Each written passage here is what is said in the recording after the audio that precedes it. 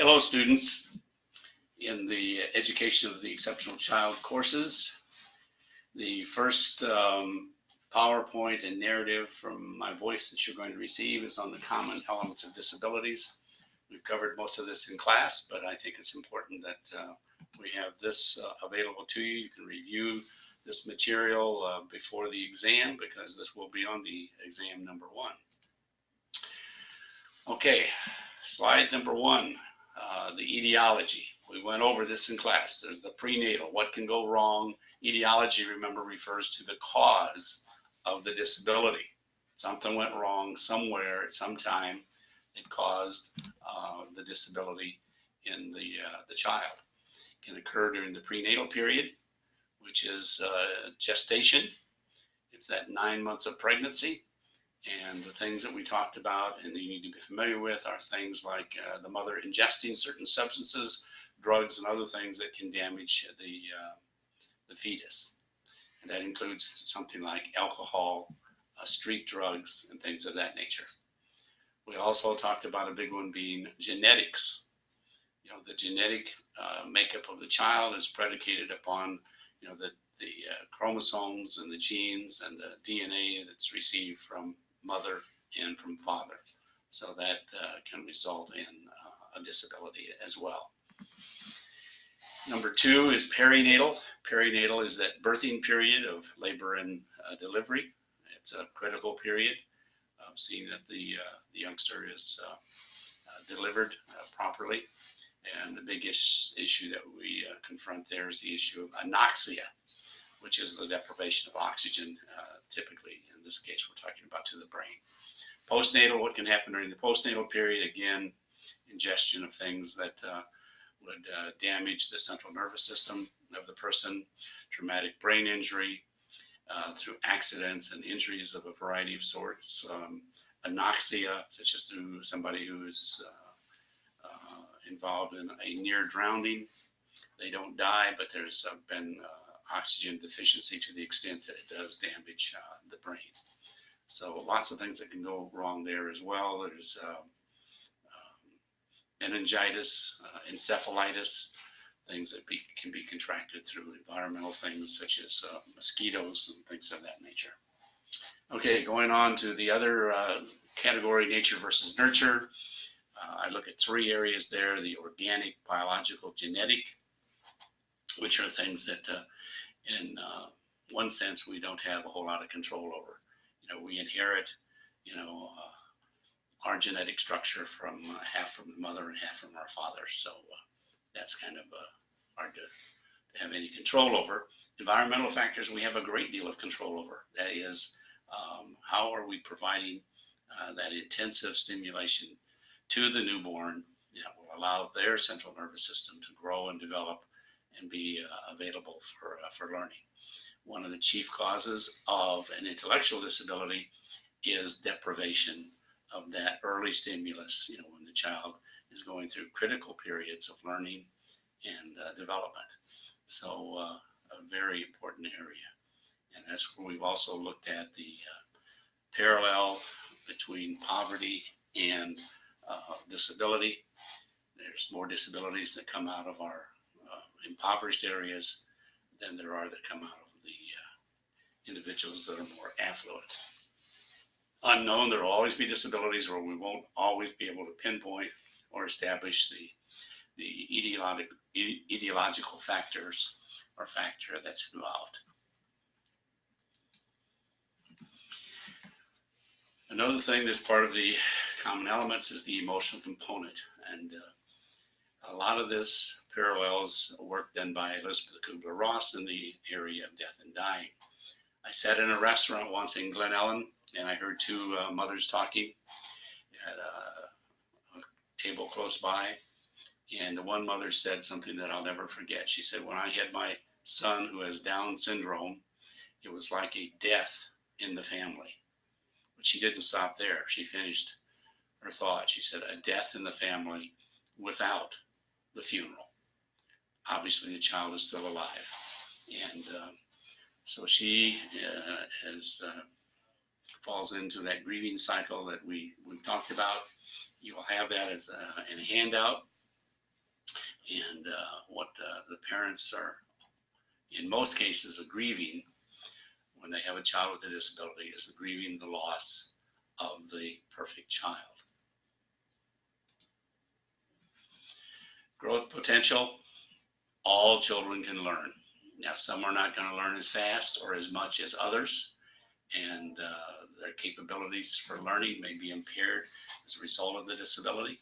And we know that every disability has 4 levels of severity: mild, moderate, severe, and profound, but they can learn. If it's nothing more than being able to be more independent and take care of themselves, while they may not be a stellar candidate for certain cognitive or academic achievements, we want them to be as independent and functioning in that particular area as possible. So for some students, in some areas, the curriculum is heavily on functional skills and not on academic skills, but obviously there's other people with disabilities that have IQs well above the average. Incurable. There's no cure for disabilities.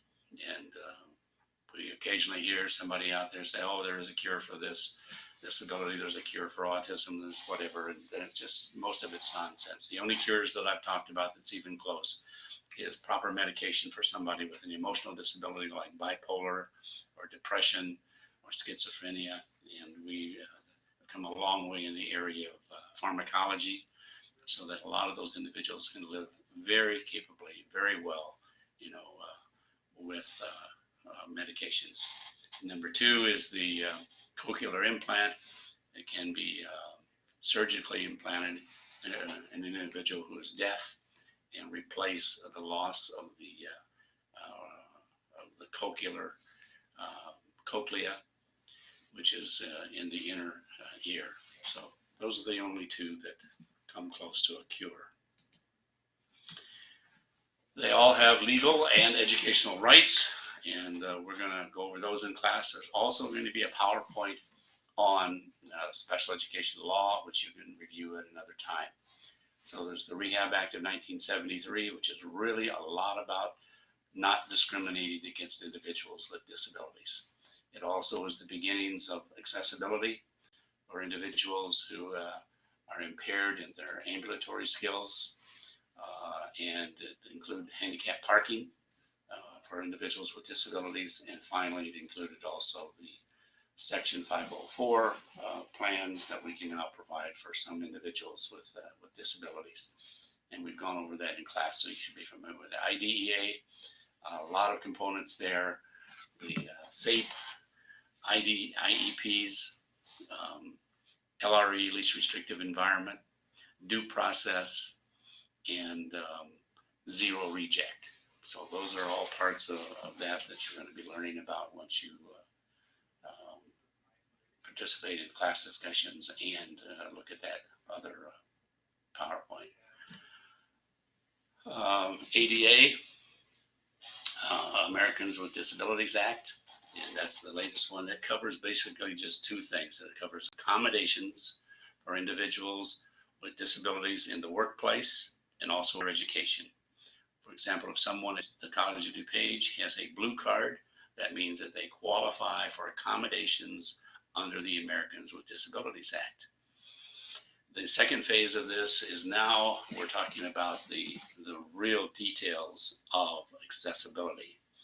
It's actually it actually has architectural specifications on width of doors, size of stalls for students with individuals with disabilities in bathrooms, everything from the height of whiteboards, the height of drinking fountains, the incline of ramps.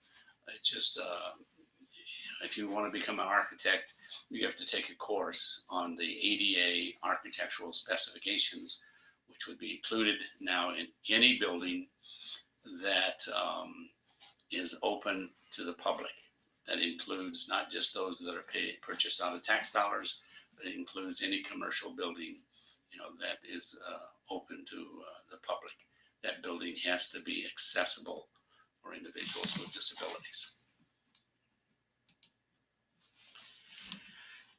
all individuals with disabilities have the same normal human needs that the rest of us have, and that's through the work of an individual by the name of Abraham Maslow. You see a picture of him here.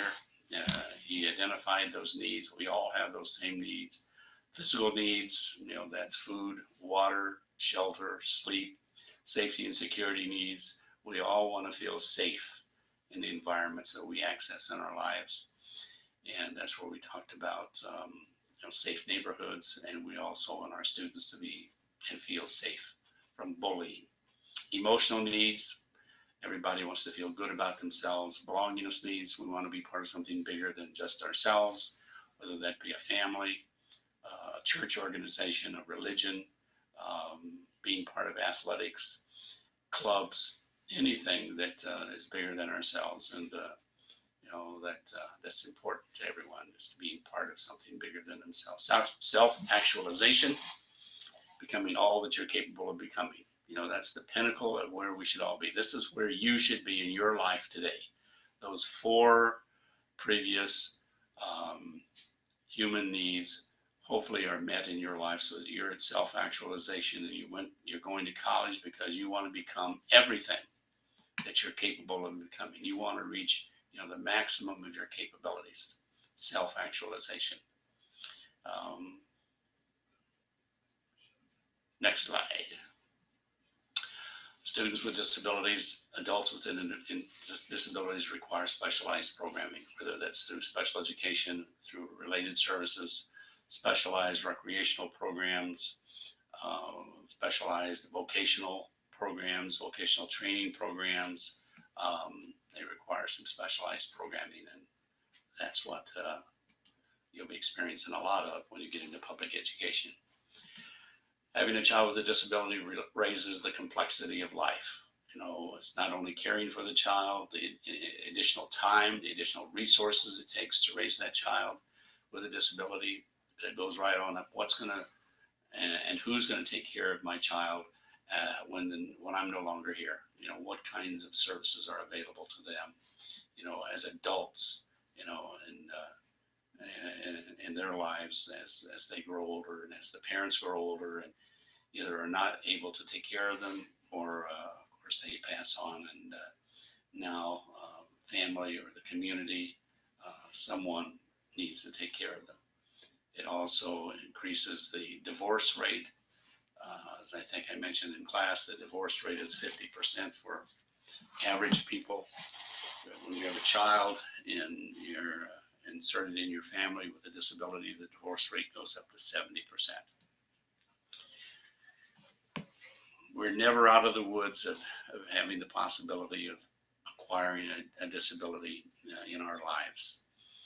There's a lot of dangers in the world, a lot of recklessness in the world, and so let's do our best to avoid hurting ourselves or hurting other people, so that this doesn't become a factor in our lives. And so care is important. Okay, so there you go. You got it.